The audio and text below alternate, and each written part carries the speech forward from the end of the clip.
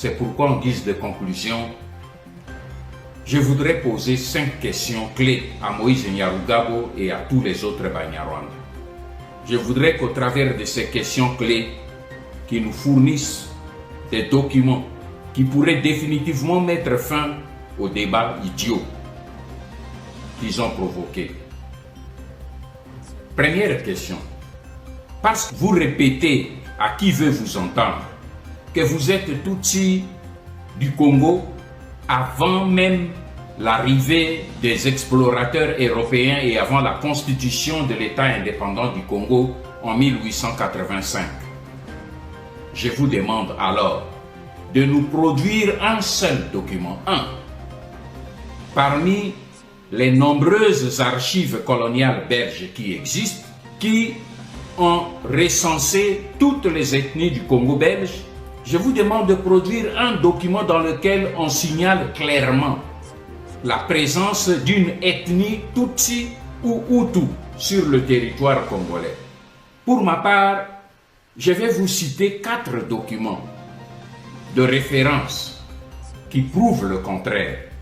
Le premier document, c'est la toute première carte de l'ethnographie du Congo belge qui a été élaborée en 1910 par le révérend père Muller Ladersu.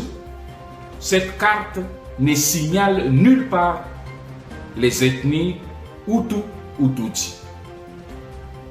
Deuxième document, c'est le document produit par l'archiviste belge Van der Hoed, qui a publié dans une édition de 1939 des documents relatifs à l'ancien Kivu de 1870 à 1918.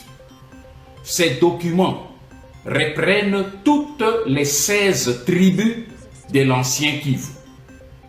Baolo-Olo, Balembe, Baande, Bagoma, Babwari, Babove, Babembe, Bavira, Bafuliro, Bashi, Baouvu, Baounde, Wanyanga, Bashu, Baswaga et Bahama. Et comme vous pouvez le constater, il n'y a pas dans cette liste ni la tribu Tutsi, ni la tribu Hutu. Troisième document, c'est celui de Gaston de Rinderen, professeur à l'Institut universitaire des territoires d'outre-mer. Il a publié l'Atlas du Congo belge et du Rwanda-Urundi. Cette carte a situé toutes les limites de toutes les ethnies du Congo belge.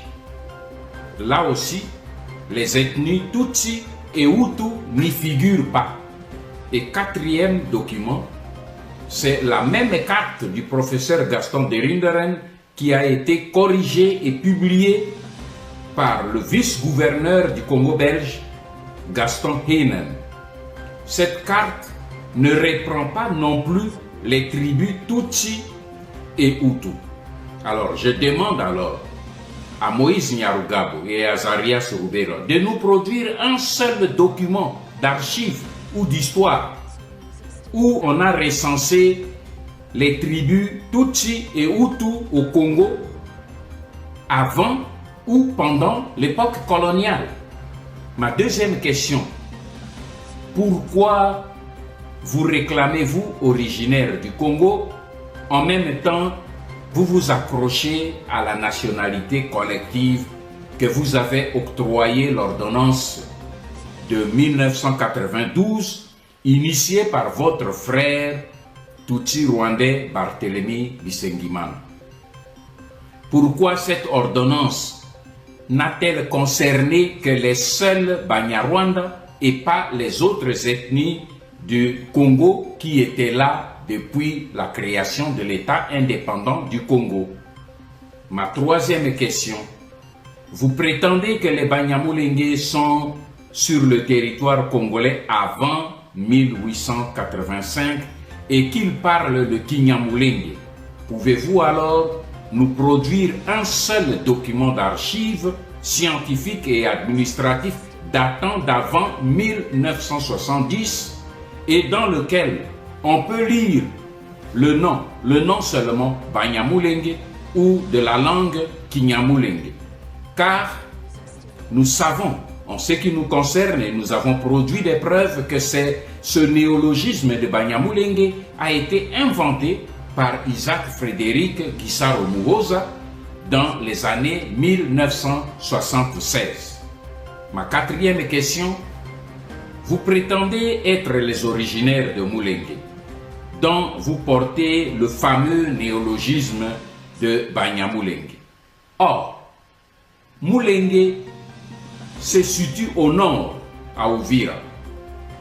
Comment pouvez-vous alors expliquer que vous, les Banyamulenge, vous vous battez aujourd'hui pour réclamer la terre de Minembwe qui est située à plus de 100 km au sud, à Fizi? Expliquez-le nous. Et je termine ma cinquième question en posant deux questions personnelles à M. Moïse Nyarugabo. Première question.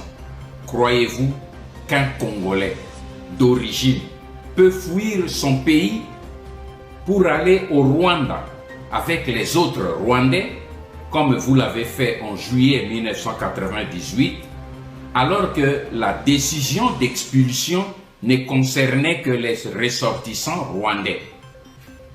Pourquoi n'êtes-vous pas resté aux côtés de Laurent Désiré Kabila pour défendre votre territoire national, y compris votre terre de Minembwe?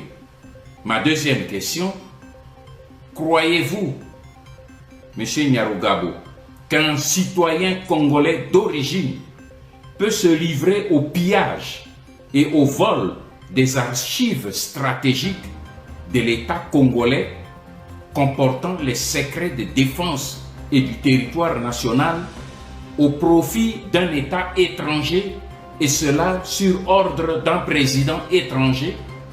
Une chose est certaine aujourd'hui, vous devez abandonner votre projet parce qu'il ne réussira plus jamais. Et vos menaces n'intimideront plus la jeunesse congolaise, désormais debout, pour défendre jusqu'au prix du sang la terre de ses ancêtres. Le glas a sonné pour l'occupation congolaise et le compte à rebours qui a commencé ne s'arrêtera pas avant la victoire. Ingeta.